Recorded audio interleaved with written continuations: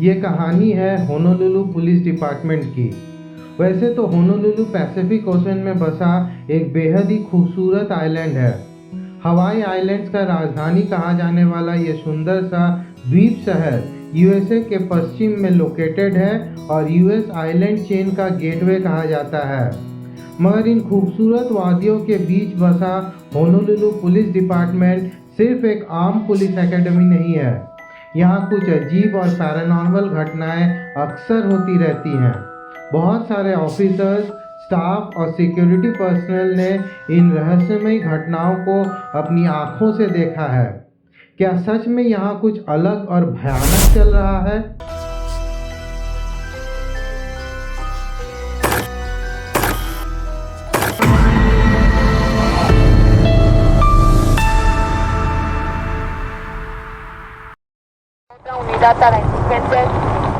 Honolulu police academy एक ऐसी जगह जहां अनुशासन और सख्त ट्रेनिंग से गुजर के हवाई के बेहतरीन ऑफिसर्स निकल के आते हैं। मगर इन स्ट्रिक्ट ड्रिल्स और लॉ एनफोर्समेंट लेसन्स के परे एक अजीब सी अप्राकृतिक हवा एकेडमी को घेर लेती है। अपनी गहरी इतिहास और पुराने हवाईयन ज़मीन से जुड़े रिश्तों के साथ होनोलुलु पुलिस एकेडमी सिर्फ न्याय का एक प्रतीक नहीं बल्कि सुपरनैचुरल एक्टिविटीज़ का एक हॉटस्पॉट बन गया है, जहां जिंदा और आत्माओं के बीच की रेखा बहुत पतली और डर से भरी हुई लगती है।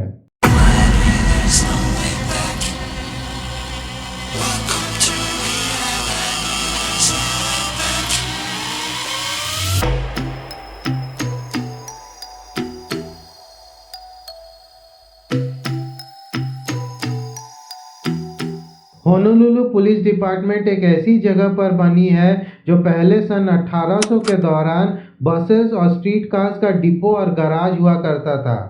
एक दिन दो मजदूर एक गाड़ी की सर्विस कर रहे थे, तभी एक और ट्रॉली कार रिपेयर के लिए वहां आ गई। न तो वो दोनों मजदूर ट्रॉली ड्राइवर को देख पाए और न ही ड्राइवर उन्हें देख सका, और फिर जो हुआ वो दिल दहला देने वाला था। वो बेचारे दोनों मजदूर ट्रॉली के नीचे आके कुचले गए। मौत ने बिना किसी चेतावनी के उनका दामन थाम लिया।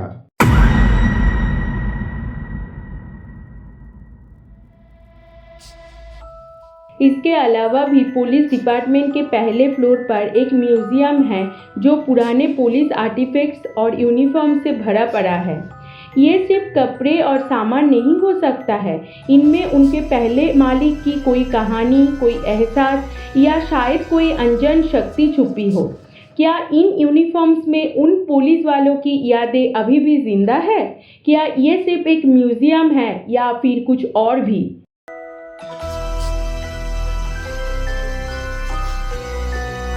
रिक्रूट्स और इंस्ट्रक्टर्स दोनों ने स्पाइन चिलिंग एनकाउंटर्स रिपोर्ट किए हैं, जैसे खाली हॉलवेज में गूंजती अजीब सी सिसकती आवाज़ें, अंधेरी गलियों में दिखती प्रेत आकृतियाँ और एक अजीब सी फीलिंग जैसे तुम्हें कोई देख रहा हो। कुछ लोग तो ये भी कहते हैं कि रात के सन्नाटे में मार्चिंग फुटस्टेप्स की हल्की हल्की आवाज़ सुनाई देती है, जैसे पिछले ज़माने के ऑफिसर्स अभी भी ड्यूटी कर रहे हों।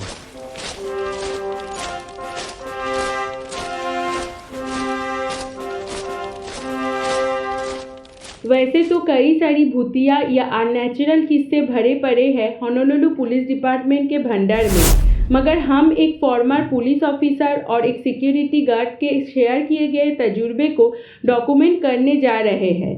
ये तो शायद उन्होंने भी नहीं सोचा होगा कि ये रूह कांप जाने वाली एक्सपीरियंसेस वो एक दिन सुना भी पाएंगे। ये सिर्फ कहानियाँ नहीं बल्कि असली जिंदगी के वो पल हैं जो शायद उनके रातों की नींद ही उड़ा दिए हों। क्या उन्होंने कुछ ऐसा देखा जो समझ के परे है? क्या उनके अनुभव सिर्फ ड्यूटी तक सीमित थे या फिर कुछ ऐसी बातें भी हैं जो हमेशा उनके साथ रहेंगी? तैयार हो जाओ, क्योंकि ये सफ़र दिलचस्प भी होगा और थोड़ा रोंगटे खड़े करने वाला भी।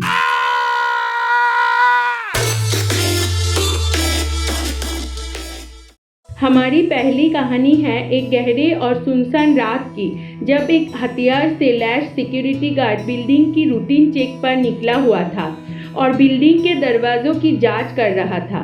तभी दूर एक गोदाम से एक अजीब सी आवाज़ सुनाई दी, खिड़कियों के टकराने की तेज आवाज़।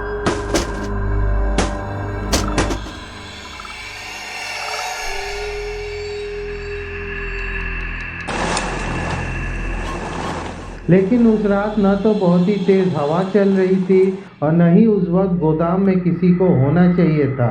तो फिर ये आवाज़ कहाँ से आ रही थी? उसने फैसला किया कि वो जाके देखेगा। जैसे ही वो डॉग स्क्वाड की बिल्डिंग के पास से गुजरा, उसके पैर एकदम से रुक गए। उसने रूम के अंदर झांक कर देखा कि कुत्ते पागलों की तरह भौंक रहे थे, दौड़ रहे थे और अपनी खाने की थालियों को लात मार रहे थे। ये कोई छोटी बात नहीं थी, कुछ तो गड़बड़ था। वो धीरे धीरे वेयरहाउस की तरफ बढ़ने लगा।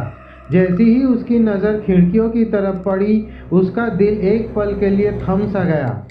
सारी लकड़ी की खिड़कियां अपने आप खुल रही थी और बंद हो रही थी, और वो भी बिना किसी वजह के। अजीब बात यह थी कि वहाँ कोई खिड़की के पास खड़ा नहीं था, और सबसे डरावनी बात, आज रात तो ज़रा भी तेज़ हवा नहीं चल रही थी।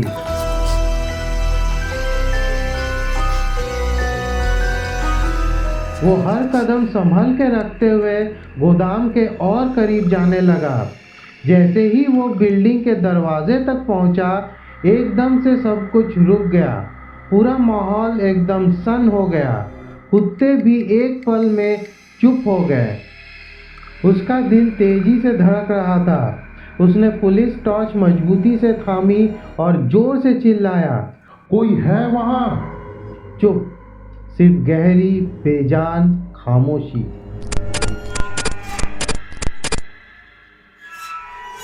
कुछ दिन बाद वही सिक्योरिटी गार्ड फिर रात की ड्यूटी पर था। रूटीन चेक कंप्लीट करने के बाद वो मेन गेट लॉक करने गया और उसे अच्छे से बंद कर दिया। फिर उसने सोचा कि लॉन में टेबल के पास रखी कुर्सी पर बैठकर थोड़ा वक्त बिताए। वो लॉन में रखी कुर्सी पर बैठकर ऐसे ही पार्किंग लॉट की तरफ देख रहा था। तभी अचानक उसकी नज़र एक महिला पर पड़ी। सफ़ेद कपड़ों में लिपटी एक महिला धीरे धीरे उसकी तरफ चलकर आ रही थी। उसका दिमाग एकदम से चकराया। इस वक्त तो यहाँ कोई भी नहीं होना चाहिए, और सबसे बड़ी बात, उसने तो अपने हाथों से मेन गेट लॉक किया था, तो ये महिला अंदर आई कैसे? वो गार्ड थोड़ा घबराया, पर फिर भी हिम्मत करके उसने उस महिला को आवाज़ दी और हाथ हिलाकर बुलाया, सुनो, कौन हो तुम? लेकिन वो महिला बिना किसी रिएक्शन के सिर्फ उसकी तरफ चलती रही, एकदम शांत, एकदम बेजान। गार्ड ने तुरंत कुर्सी से उठकर एक कदम उस महिला की तरफ बढ़ाया, और बस एक पल में वो महिला आंखों के सामने से गायब हो गई।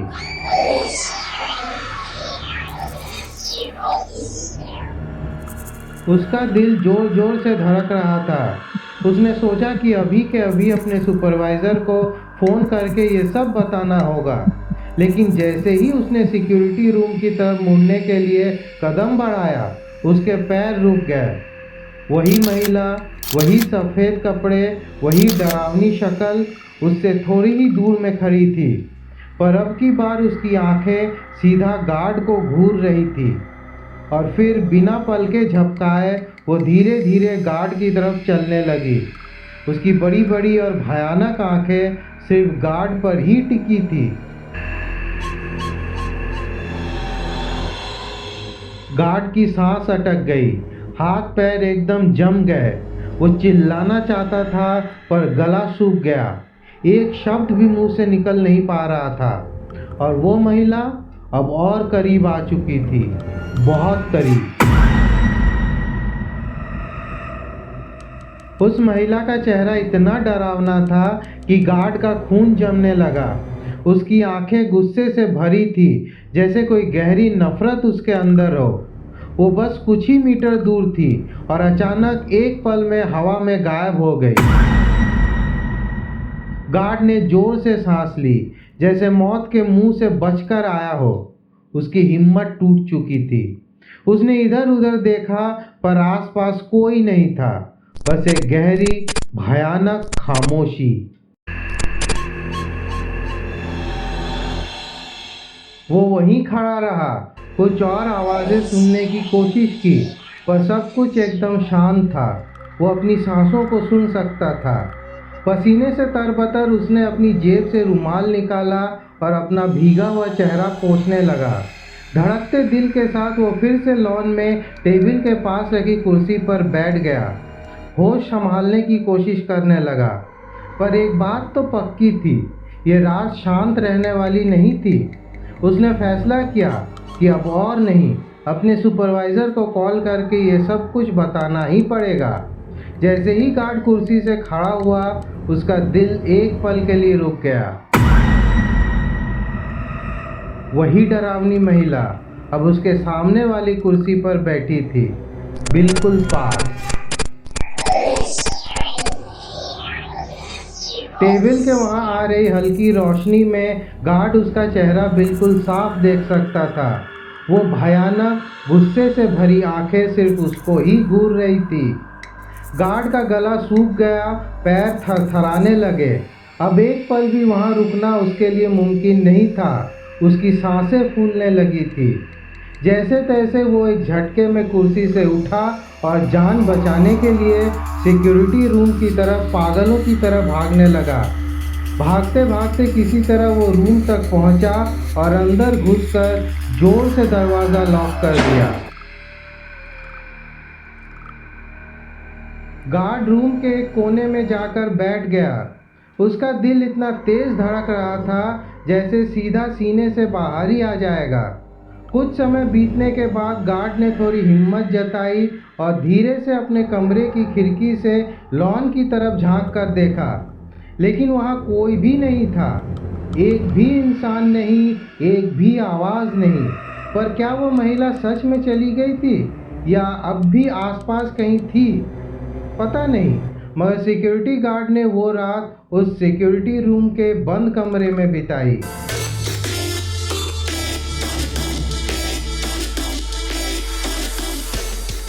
उस दिन सुबह होते ही गार्ड ने थरथराते हाथों से फ़ोन घुमाया और अपने सुपरवाइज़र को पूरी बात बताई। अंत में वो सुपरवाइज़र को जताना चाहता था, सर सच मानिए, जो मेरे साथ हुआ वो कोई सपना नहीं था। अभी भी मेरे हाथ पैर कांप रहे हैं। जब उसने अपनी कहानी सुनाई तो सुपरवाइज़र ने एक गहरी सांस भरी और एक ऐसी बात कही जिसने गार्ड के रोंगटे खड़े कर दिए। तुम अकेले नहीं हो, ये सफ़ेद कपड़ों वाली महिला को और भी लोगों ने देखा है। कैंपस के कुछ और ऑफिसर्स और स्टाफ मेंबर्स भी इसी डरावनी शक्ल का सामना कर चुके थे, लेकिन कोई नहीं जानता था कि वो कौन है। तो क्या वो कोई आत्मा थी, कोई भटकती रूह, या फिर कुछ और?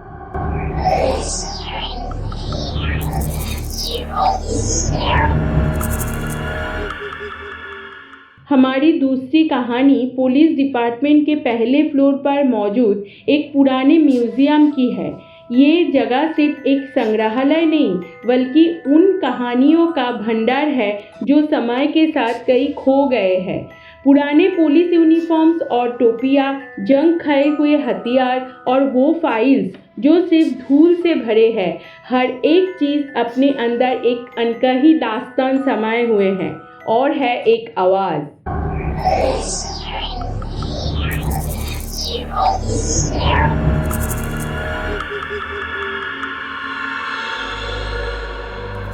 अंधेरी रातों में जब म्यूजियम में वो अकेली होती, तब अक्सर एक अजीब सी एहसास दस्तक देती थी, जैसे कोई उसे देख रहा हो, जैसे म्यूजियम सिर्फ एक जगह नहीं, एक यादों की बस्ती हो जिसमें अब भी कुछ रूहें बसती है।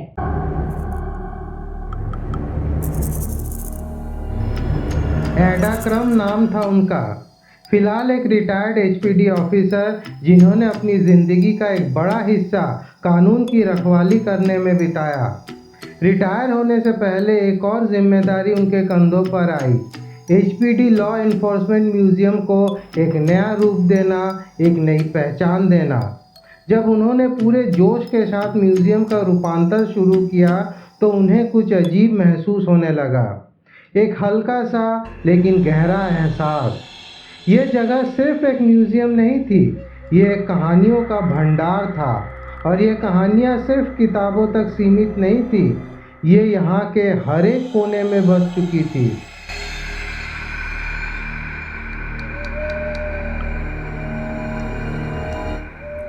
होनोलुलु पुलिस डिपार्टमेंट का ये म्यूज़ियम 1941 से अब तक के पुलिस ऑफिसर्स की यादों से जुड़ा एक डिस्प्ले है। वहाँ एक बंदूक है जो एक जापानीज ऑफिसर से ली गई थी, एक और 45 कैलिबर का वेपन जो 442 रेजिमेंट के एक सिपाही का था जो अब इस दुनिया में नहीं रहा। इन सब के बीच एक अजीब सा एहसास होता है कि कोई इन यादों की रखवाली कर रहा है।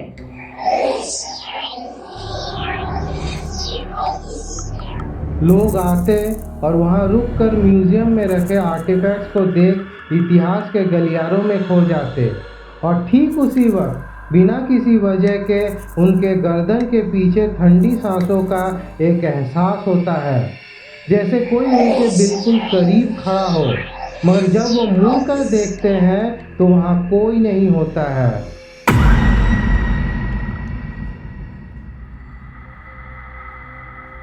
म्यूज़ियम में काम करते करते एडा को भी म्यूज़ियम से एक गहरी दोस्ती हो गई थी। हर दिन म्यूज़ियम बंद होने से पहले वो गुड नाइट एवरीवन कहकर जाया करती थी, जैसे किसी से बातें कर रही हो। मगर एक दिन एडा ने अपनी ये पुरानी आदत तोड़ दी।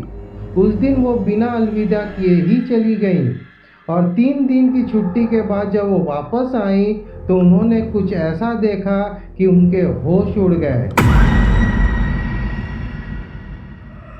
एक मैनिक्विन जो दरवाजे के पास था वो उल्टा पड़ा था अपने सर के बल। ये एक आम बात नहीं थी। वो मैनिक्विन सिर्फ एक हल्का पतला पुतला नहीं था, बल्कि एक भारी मजबूत स्ट्रक्चर था जो लगभग 200 पाउंड्स का तो होगा ही। मगर सबसे अजीब बात यह थी कि उसकी टोपी अपने जगह से 1 इंच भी नहीं हिली थी। हैरानी की बात यह भी थी कि मैनिक्विन में कोई टूट फूट का निशान नहीं था। और सबसे बड़ा सवाल तो ये था, ये हुआ कैसे? म्यूज़ियम के ताले की चाबी सिर्फ 2 जगह हो सकती थी, एक खुद एडा के पास और दूसरा एक बंद लॉकर में जिसका कॉम्बिनेशन सिर्फ एडा जानती थी। म्यूज़ियम के दरवाजे में पोस्ट एंट्री के कोई निशान भी नहीं थे, तो अगर कोई अंदर नहीं आया तो ये सब कैसे हुआ?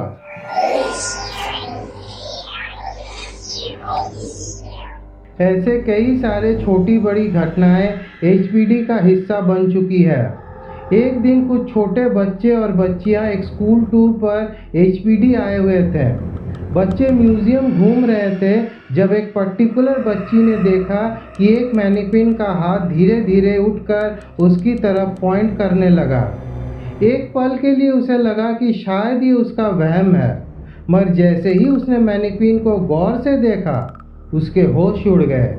डर के मारे वो सीधा ऑफिसर ब्रैन के पास भाग कर आई। ऑफिसर ब्रैन, ये मैनिक्विन्स रोबोट्स है क्या? नो डियर, ये हो ही नहीं सकता है। ये मैनिक्विन्स रोबोट्स नहीं हैं। वो बच्ची चीख कर बोली। लेकिन हमने देखा उसका हाथ हिला। ऑफिसर ब्रैन उन्हें लेकर वापस गए और जब मैनिक्विन के हाथ को छुआ तो वो बिल्कुल स्टिफ था, हिल भी नहीं रहा था। मगर उस बच्ची की आंखों में जो सच्चाई थी उसे नज़रअंदाज नहीं किया जा सकता था। और ये सिर्फ एक कहानी नहीं थी। ऐसे कई लोग आए जो ये कहते हैं कि मैनिक्विन की आंखें कभी कभी पलक झपकती हैं। कुछ लोग तो ये भी कहते हैं कि उन्होंने एक हल्की सी आवाज़ सुनी है या फिर किसी का कोट किसी ने खींच लिया। मगर डरने की कोई बात नहीं है।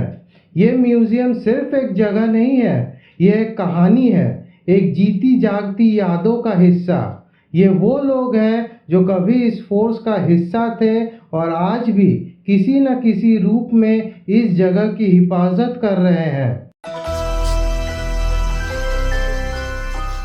अगर आप कभी यहाँ आते हैं और आपको ये महसूस होता है कि एक हल्की सी फिज़ा आपके कानों में कुछ कह रही है, तो घबराइए मत। बस हल्का सा मुस्कुरा दीजिए और सर हिला के कह दीजिए शुक्रिया।